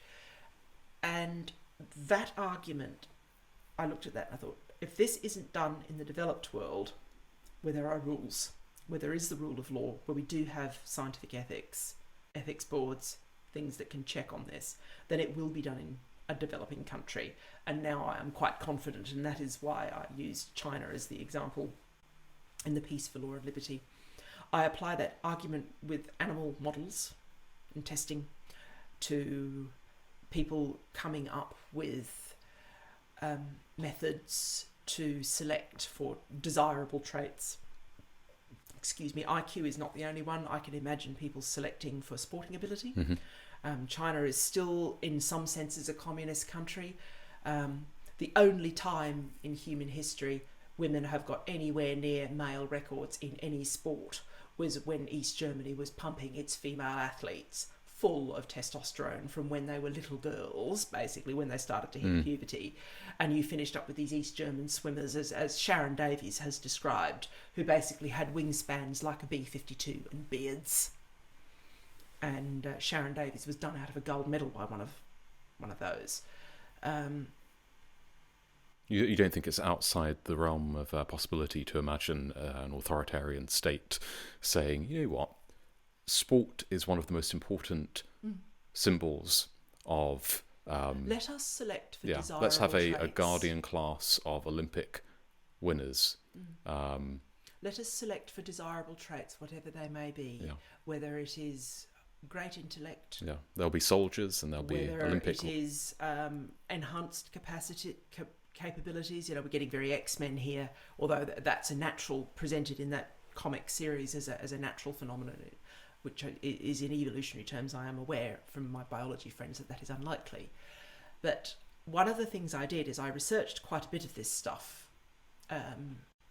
The not so much IQ in this case, but other traits, because my subsequent 2 novels, Kingdom of the Wicked, are based on what would happen. They're speculative fiction, type of science fiction.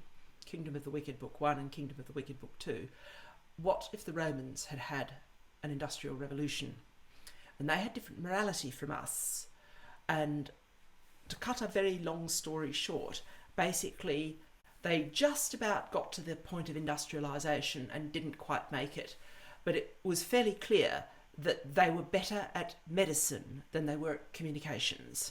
Whereas our civilization, for a whole range of reasons, and Steve Davies is very good on this, is better at communications than it is at medicine. Medicine is Johnny come lately. So, you know, you had all these women dying in childbirth from puerperal fever in the same year that Alexander Graham Bell gets a patent for the telephone. So I had to think of a society that puts all its great science into biosciences. And I've got characters in the book. For example, there is a fighter pilot in the book, and she can see in the dark because there's been embryo genetic modification that gives her the same reflective retina that cats have, which is why you can see cat's eyes. Cats can see it. Well, they can't see in full dark, but if there is any light, a cat will make use of it. And there's a particular trait that they have, and she can do this. She can see in the dark, and so this is a desirable trait that has been selected for her because it means you don't have to, in the context of aviation, this woman doesn't need to get an instrument rating, night flying rating, because she can see in the dark, which is, and night flying is hard. I mean, I have a friend who's a fighter pilot. We've talked about this. This is a tricky thing to learn when you're a pilot. And so I had to do quite a bit of research for those 2 novels into this kind of thing. What could you do if you could select for desirable traits, and if you lived in a civilization that didn't have much in the way of moral compunction about this sort of thing? And we know that those kinds of societies exist. We know that China has been doing gain of function research. You know, even the most people who want to blame it all on bats acknowledge that this was going on in Wuhan. You think that's all they're doing? Really? If you pull the other one, this one plays Jingle Bells and the other one plays Auld Lang Syne. So I think this is quite a lot of contemporary politics is about ignoring really, really big problems, hoping they'll go away, and then they just get bigger and bigger until they blow up all over you. And we've now seen this globally with energy.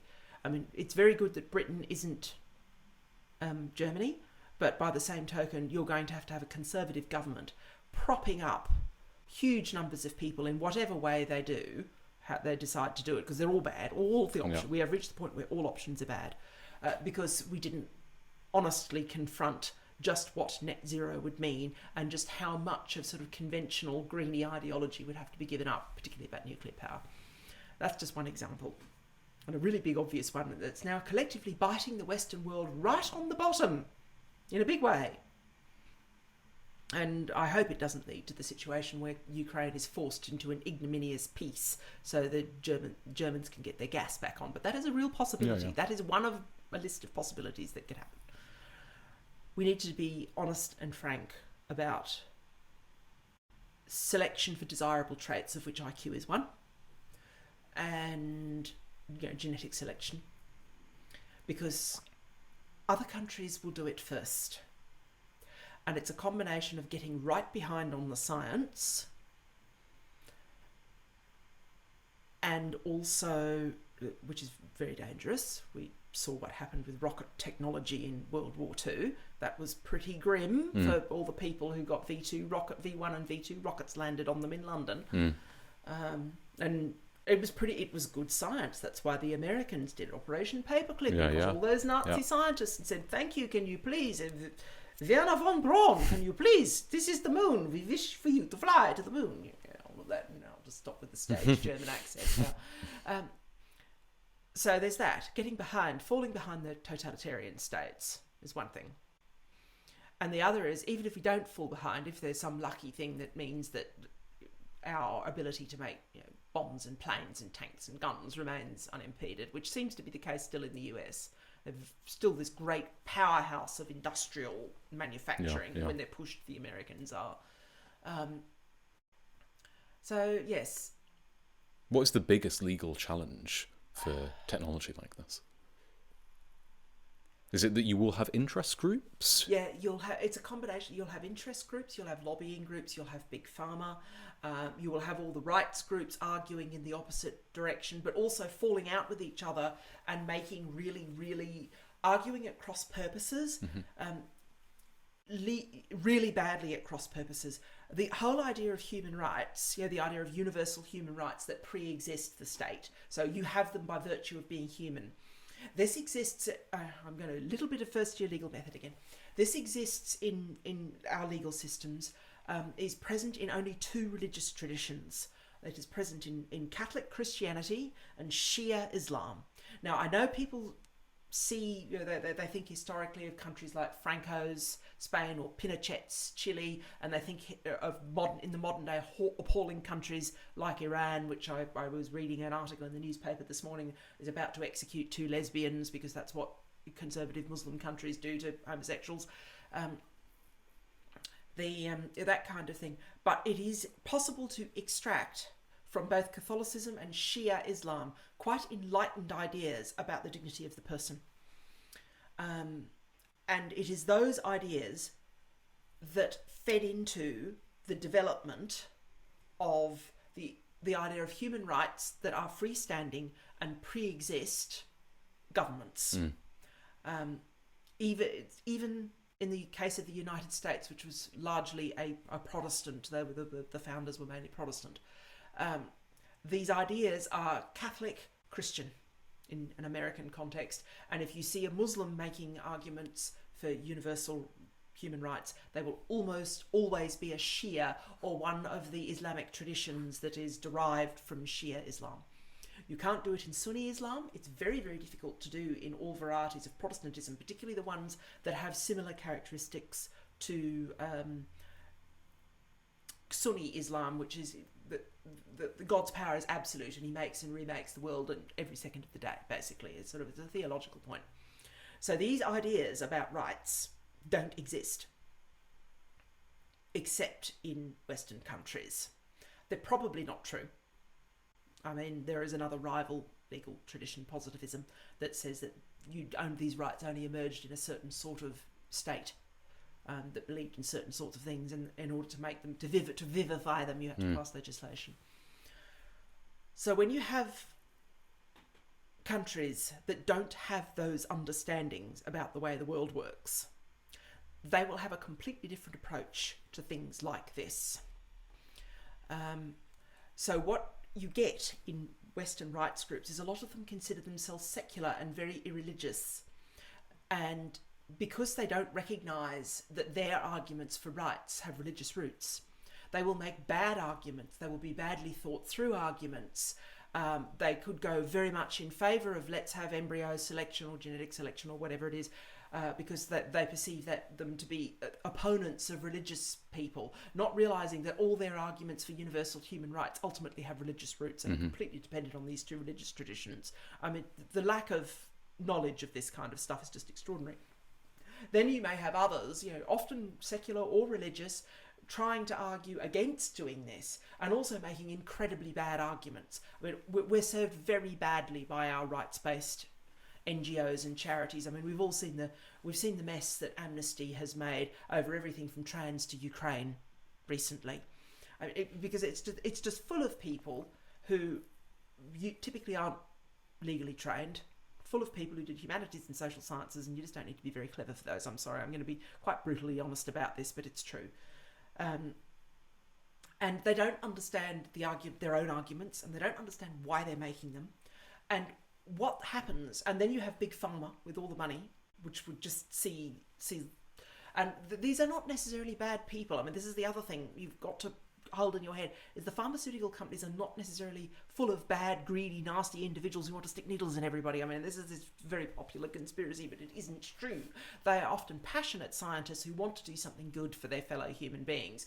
You know, talk to a Jewish couple that's had to go through counselling for Tay-Sachs and how important it is for them and for the health of their children. You know, science can be this wondrous thing. So what will happen is you'll have all the interest groups, you'll have all the business groups, you'll have all the lobbying outfits, all of them making shit arguments, excuse my French again, and then you will have the politicians painted into a corner the same way they were by the teenage Swedish truant and coming up with crocked energy policy as a result, listening to every madcap greenie instead of the people saying, you know, you need to be building nuclear reactors, you need to be building nuclear reactors, you need to be building them now, look at France. You know, France has got problems because it built a lot at the same time, but the basic idea is sound. The problem is solved. The French figured out how to solve this problem, do it with nuclear energy. All of this kind of stuff. So this is a recipe for just crap thinking, crap legal drafting, badly informed politicians and staffers. You know, so the Parliament is not a gathering of the best. If the classic parliamentarian, and I used to work for one, is if you don't know the answer, you know where to find the answer, and you will finish up with a Commons that doesn't know where to find the answer because nobody has, to use an expression that my father used to like to use, because nobody has got their thinking caps on and thought their thoughts through to the end. There's just it's like the energy mess. I consider it to be of equivalent complexity and difficulty is like the mess that we've made of energy policy globally as a result of various things. This is such a good segue to my final question, and it's usually my first question, but since this is a bit of a special episode, we'll save it till last. What do you think it means to be truly educated? Oh, I don't know.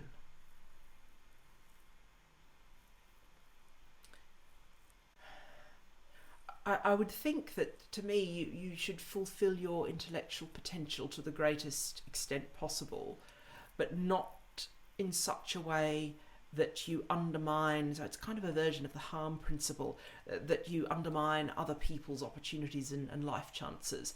I've still got a very strong sense, and I wrote this in the Law and Liberty piece, and it was the way I was raised, and it's deeply conservative, and I don't apologise for it, that if you have been given many gifts, then you owe it to your country. You owe those gifts to your fellow citizens and to your country. It's just sort of that very traditional sense of duty. I do think that of all those arguments that Taleb makes, the danger of clever people being valorised simply because they're clever, producing cowards and lickspittles, is the most important argument that he makes. And it isn't really an argument about IQ, it's an argument about the moral framing of IQ, and is actually quite close to arguments that David Goodhart has made. So that would to be an educated person, that to me is to be aware of, particularly if you are able, of what you can do, but also to have a strong sense of duty to other people and to your country. To fulfil your potential, if you're just a normal person who's not going to go to university, that's also to be. Yeah. See, that's a really good answer. This is the big thing. Is to me people. Yeah, there's this great variety of people in the world, and I mean, I turn back to the conversation we were having earlier about the fellow I know from high school who's become a very successful tradesman, and another fellow I know who's no brighter and who's finished up an academic because he's younger, and we've got this tendency of funneling people into university when it's not suitable for them. And I look at these two men, I think of them in my head and I can see their faces, and the one who has fulfilled his potential is the carpenter. not the Yeah. academic. Oh, that's such a good image. Yeah. Okay, Helen, thank you so much for coming to see me. No problem at all.